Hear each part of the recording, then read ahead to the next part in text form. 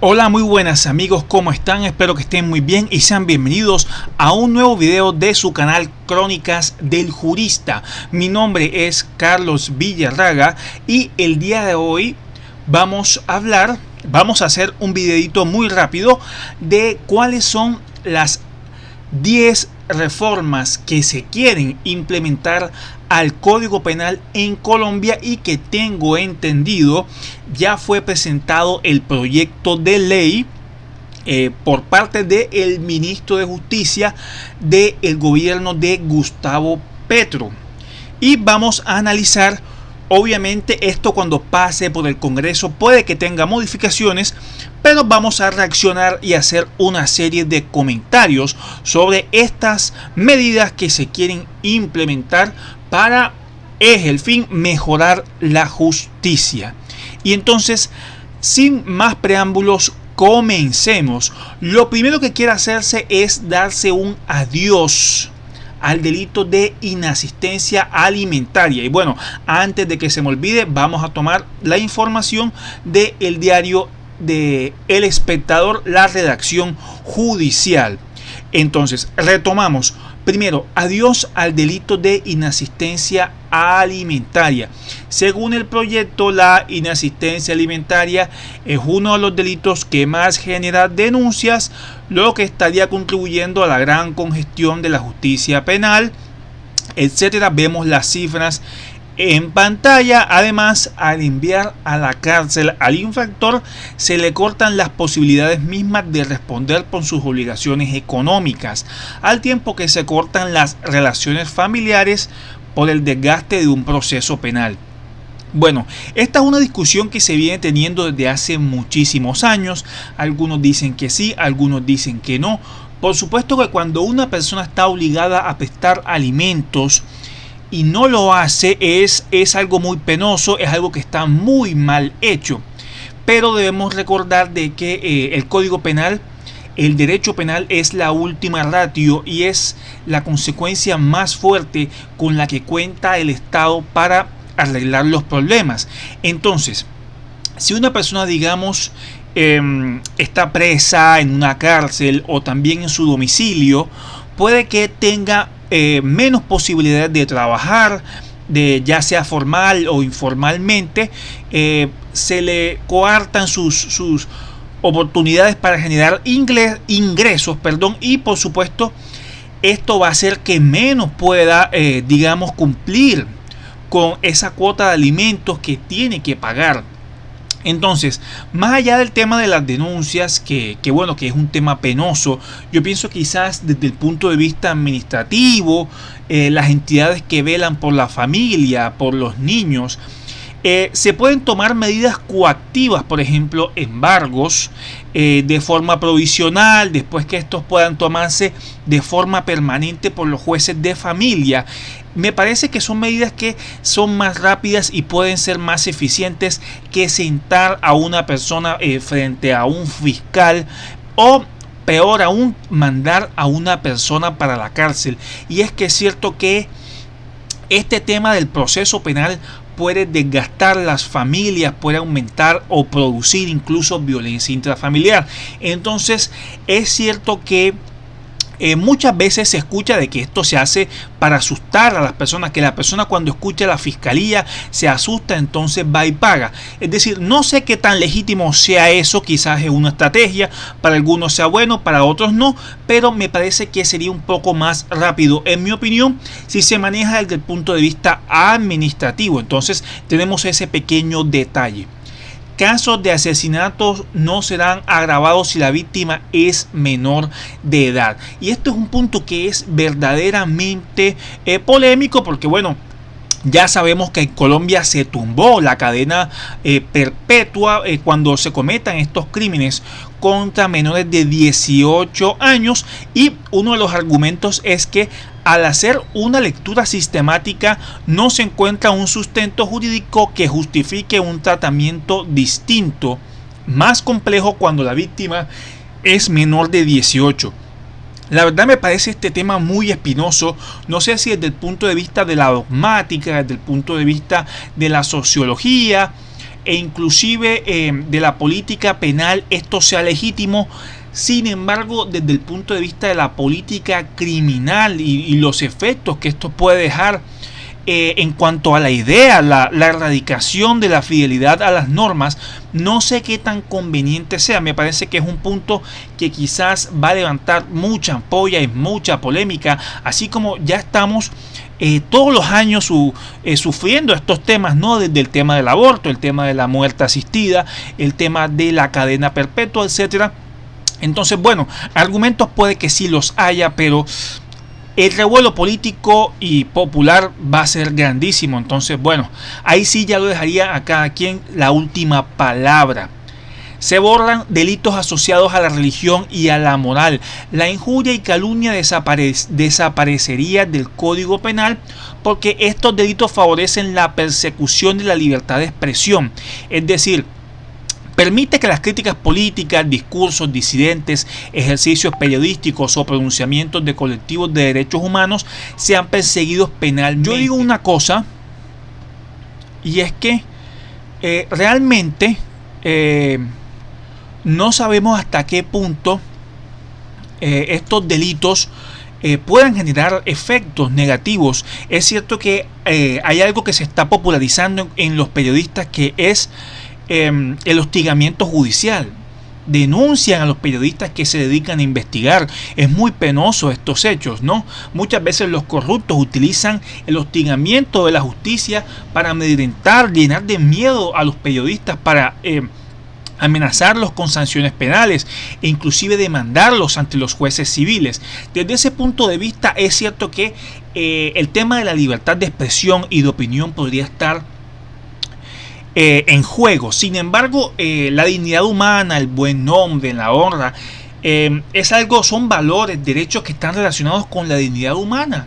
Entonces, para las personas que su vida familiar, su vida laboral depende de su buen nombre, ya sea que sea o no sea legítimo, pues decir de que desaparecería completamente este tipo de delitos es también un poco difícil. Sí, que se manejen desde el punto de vista policivo, desde el código de policía podría ser una posibilidad, porque bueno, en la práctica estos delitos es cierto que muy pocos terminan llegando hasta la condena, porque existen muchos mecanismos que pueden evitar llegar hasta allá. Por ejemplo, la conciliación, que la persona se retracte, etcétera.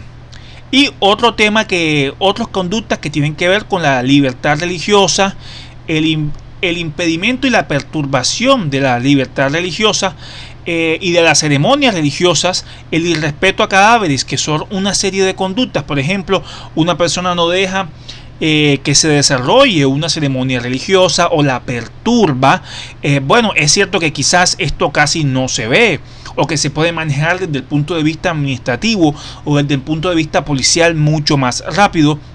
El delito de irrespeto a cadáveres, la verdad, también es algo que muy poco se ve y que muy poco se entiende, porque es un delito doloso. Es decir, la persona sabe que está realizando unos actos de irrespeto, entre comillas, contra un cadáver, y no es que la persona, por ejemplo, se equivoque y piense que está vivo.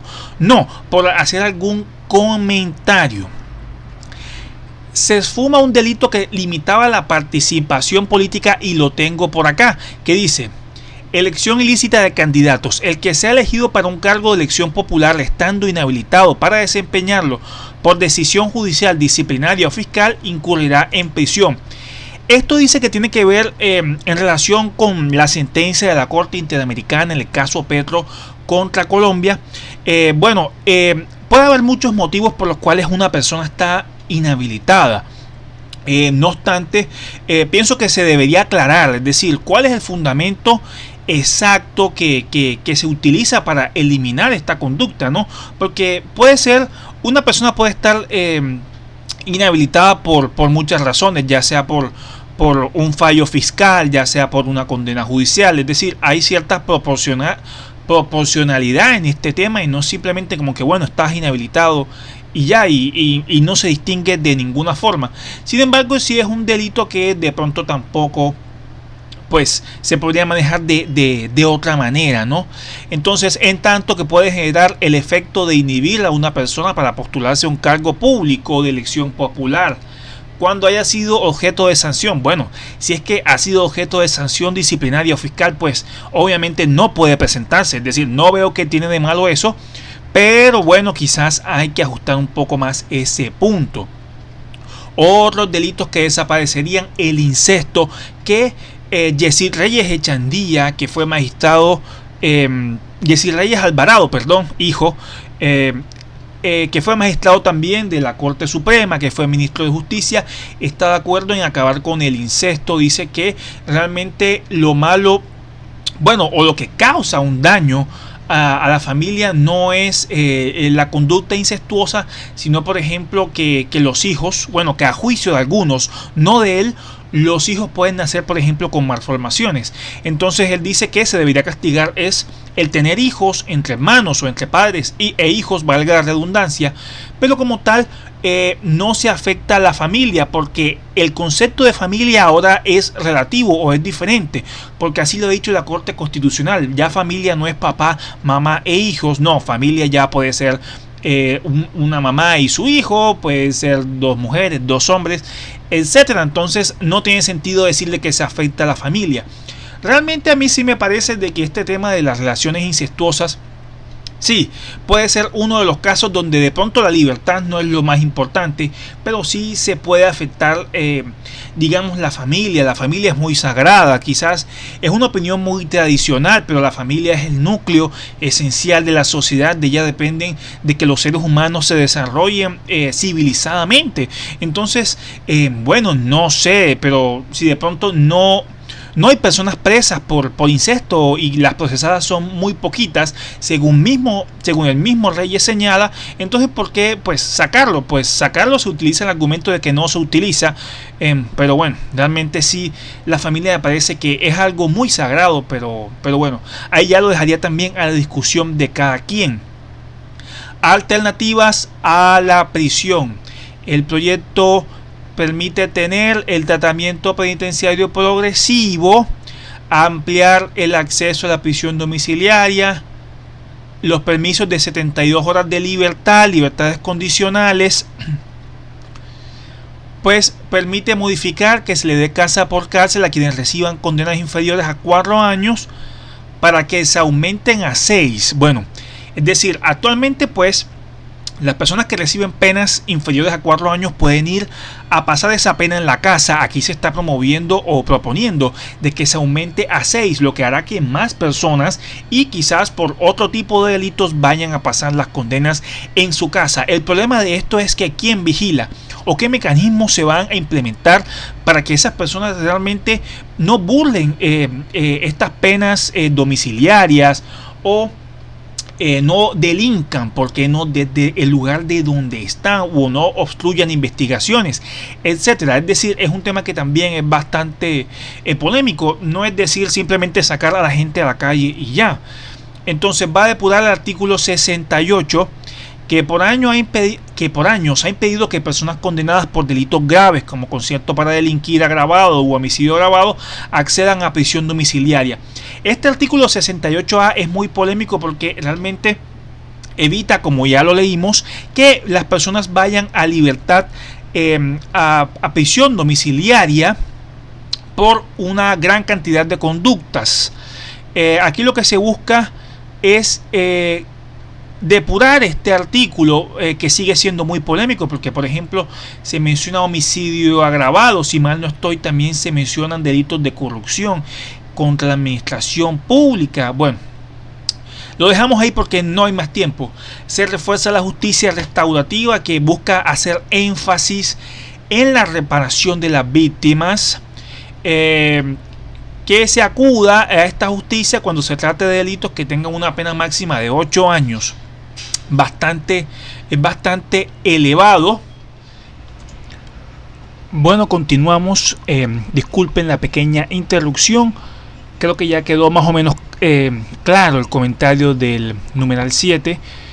Entonces, ¿qué quiere decir? Que la reforma propone que se pueda acudir a la justicia restaurativa cuando se trata de delitos que tienen una pena máxima de 8 años por encima del límite actual, que son 5 años. Se propone además pues ampliar las capacidades de los centros de conciliación públicos y privados para que se puedan manejar desde el punto de vista que no tengan que llegar al derecho penal. Pues la justicia restaurativa siempre será una buena opción para poder descongestionar los despachos judiciales, obviamente pues sin caer en exageraciones, por ejemplo en materia de delitos que son muy graves. 8. Pues prevención de la reincidencia. Busca que las personas condenadas, evitar que las personas condenadas reincidan en el delito. Entonces el gobierno busca llegar a convenios con las empresas y fundaciones para que los pospenados puedan llegar a obtener oportunidades de educación y trabajo. También se incluye en la legislación carcelaria y penitenciaria la creación de la Casa de la Libertad. Y bueno, todo este tema, pues a veces se escuchan muchos comentarios como que bueno, tanto desempleo que hay en la calle y le buscan trabajo a las personas que cometen delitos. Bueno, pero hay que distinguir las cosas, ¿no? Es cierto que todos necesitamos una oportunidad, pero bueno, según la teoría que se aplica a las personas que buscan resocializarse, que buscan tener esa prevención especial de que no regresen al delito, pues también haciendo mucho énfasis, por ejemplo, en personas jóvenes, en personas que de pronto incurren por necesidad o por otras causas externas, internas, sociales, económicas al delito, pues es cierto que necesitan una oportunidad y por más de que haya desempleo en toda América Latina, pues van estas medidas siempre van a ser útiles. El 9 dice descriminalización de la protesta social. Es cierto que de pronto en gobiernos anteriores ha habido mucha violencia en las protestas, tanto de algunos protestantes, inclusive como de algunos organismos de seguridad. Es cierto que bueno, ni tanto que alumbra el santo, ni tanto que nubla alumbre. Es decir, la protesta nunca puede criminalizarse. La protesta es un derecho fundamental y los mayores derechos que no nos podamos imaginar han sido conseguidos, por ejemplo, mediante la protesta. Por supuesto que bien sabido, se sabe por las noticias, es de público conocimiento que muchas veces grupos delincuenciales infiltran estas protestas. Bueno, igual cada caso es un caso y tendrá que resolverse en los procesos judiciales de acuerdo a las pruebas y por supuesto de acuerdo a un debido proceso. Pero algo que sí podemos llegar es que bueno, las fuerzas de seguridad también se deben respetar y la protesta es un derecho que también se debe respetar. Entonces en cada caso concreto habrá que definir quién está cometiendo un delito y quién no. Finalmente el punto 10, menos cárcel, reducción en la pena máxima y en las detenciones preventivas. Entonces la reforma busca eliminar algunas medidas del procedimiento para que la gente no pase tiempo en la cárcel. El texto plantea reducir el tiempo de máxima pena a la que puede ser condenada una persona en Colombia. Actualmente son 60 años.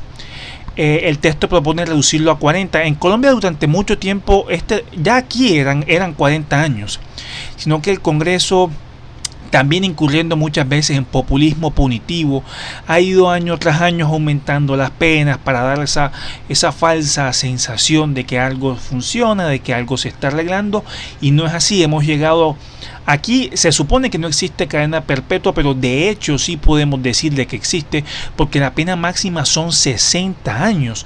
Una persona pues que pase 60 años, eso no es casi una cadena perpetua. Por supuesto que habrá algunos casos en que habrá rebaja por estudio y por trabajo, sí, pero igual son muchísimos años. Entonces, se propone bajarlo a 40 y en caso de concurso de delitos, es decir, cuando haya varios delitos, el límite será 50. Es cierto que está demostrado de que, por ejemplo, las penas altas no siempre son las que previenen el delito, sino que más bien llenan como esa ansia de venganza o justicia desesperada que a veces se forma en la población y que muchas veces da la falsa confianza de que algo se está arreglando, pero que tiene muchos fines políticos y es lo que a veces los gobiernos muchas veces buscan. El gobierno propone ampliar el acceso a beneficios por colaborar con la justicia. Por ejemplo, cuando una persona es capturada en flagrancia, tiene mayores límites para llegar a un acuerdo a un preacuerdo o un acuerdo con la fiscalía. Eso es así actualmente. Y que los procesados mayores de 60 años deben tener siempre prisión domiciliaria y no la cárcel. Que las mujeres embarazadas puedan salir de prisión hasta 4 meses antes del parto y puedan permanecer en su casa 6 meses de la vida del bebé. Ya esto es una causal de libertad o de reemplazo de la detención intramural, el tema del embarazo. Aquí lo que al parecer entiendo lo que se busca hacer es ampliar esa garantía. Y también digamos cuando una persona es mayor de 60 años, sufre enfermedades, también pueden que le reemplacen la prisión domiciliaria, la prisión intramural por una domiciliaria o por una medida diferente.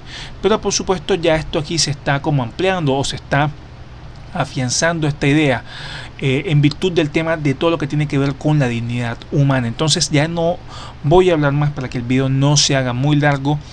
Hemos hecho estos breves comentarios, espero que te haya gustado el video. Si fue así, like y suscríbete para más información. Te doy muchísimas gracias por estar aquí presente y muchas gracias a todas las personas que se están suscribiendo. Les mando un gran abrazo, nos vemos en la próxima y chao chao.